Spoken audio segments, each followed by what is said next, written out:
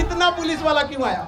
इससे पहले जब दरोगा का रिजल्ट हुआ था तो लगभग 20-25 जीप से वो लोग आए थे लोग, और पूरा ये स्टेज दरोगा से भर गया था। तो मोहल्ला वाले लोग डर गए कि लगता है खान सर के ऊपर छापा उपा पड़ गया है, इतना पुलिस वाला आया उठा ले जाएगा यहाँ पे। बाद में पता चला कि मिलने आया था यहाँ।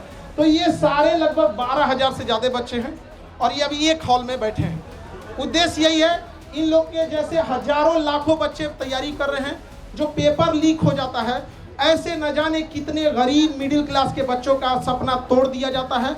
और शायद अगर ईमानदारी से परीक्षा नहीं होती तो यहाँ ये लोग नहीं बैठ पाते, केवल अमीर लोग बैठे रहते। लेकिन यहाँ कोई भी ऐसा नहीं होगा, सब मिडिल क्लास गरीब घर के बच्चे होंगे। मकान मालिक पे सताए हुए हैं, हॉस्टल में इन लोग को अगर मकान मालिक और बिजली विभाग से भी कहते हैं, आपके माध्यम से कहते हैं बिजली विभाग से भी, कि ये जिस हॉस्टल में रहते हैं वहाँ इन्वर्टर वगैरह नहीं रहता तो कम से कम स्टूडेंट एरिया का लाइट ना काटा जाए। आप लोग सहमत है कि नहीं जी? स्टूडेंट एरिया का 2-2 घंटा लाइट काट देता है, ऐसा कहता है कि दुनिया भर में बिजली दे रहे हैं। यहाँ पे मंगल ग्रह पे बिजली सप्लाई करेगा, पहले विद्यार्थी के देते बिजली यहाँ पे। लेकिन जिस तरीके से अब नीट का भी पेपर लीक हुआ, नीट परीक्षा के लिए इनका कहना है, तो कुछ पत्रकार हम टीचरों को कह रहे हैं कि हम लोग के पास पता नहीं क्या बुद्धि वगैरह का, उनका कहना है कि हम लोग के पास इतना बुद्धि नहीं है। अजीब हाल है। देखिए, नीट पेपर में कहा गया है कि एयरफोर्स पेपर को पहुंचाएगा।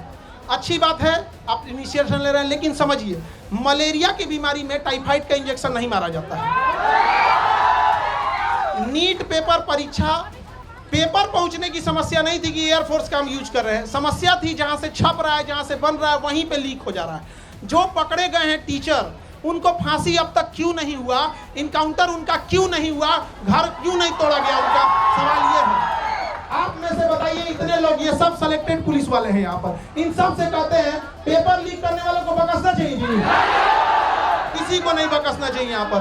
और अगेन सरकार प्रयास कर रही है, एयरफोर्स भी इसमें ला रही है, बट समझिए ध्यान से, एयरफोर्स क्या करेगी? पेपर तो नहीं छापेगी, एयरफोर्स ट्रांसपोर्टेशन का काम करेगी, हेलीकॉप्टर से ड्रॉप कर देगी। लेकिन जहां से छप रहा है उन बेईमानों को जब तक सजा नहीं देंगे, ऐसे ही गरीब घर के बच्चों का हक मारा जाएगा। और जब तक हम लोग हैं, हम लोग के पास एक ही शिकायत रहती है गवर्नमेंट से कि भैया पेपर तो ईमानदारी से ले लो यार, हम आपसे क्या मांग रहे हैं? ये बच्चे कुछ नहीं मांगते, ईमानदारी से पेपर मांगते हैं, अगर परीक्षा टाइम से हो।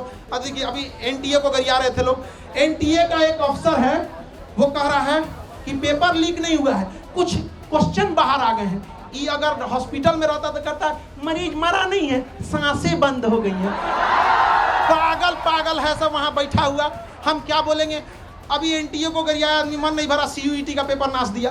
बताइए, एक बच्चे के मनोबल पर कितना बुरा असर पड़ेगा, हम लोग परेशान हो जाते हैं। और पत्रकार में कुछ लोग कहते हैं कि हम लोग, शिक्षक लोग को कुछ आता नहीं, पढ़ा के पसीना से कपड़ा भीग जाता है। यहाँ पे जितना पसीना ये लोग बहाते हैं, उतना साथ में हम लोग भी बहाते हैं। ये बैठ के पढ़ते हैं, हम लोग खड़ा होकर पढ़ाते हैं यहाँ पर। लेकिन अगर कोई पेपर लीक कर देता है ना, बताइए कैसे बर्दाश्त? ये एसी में रहने वाले को नहीं पता चलेगा कि इन बच्चों का पूरा चेहरा देखिए, पढ़ते पढ़ते भीग जाते हैं पसीना से, लेकिन कोई सुनने वाला इनका नहीं है। Subscribe to One India and never miss an update. Download the One India app now.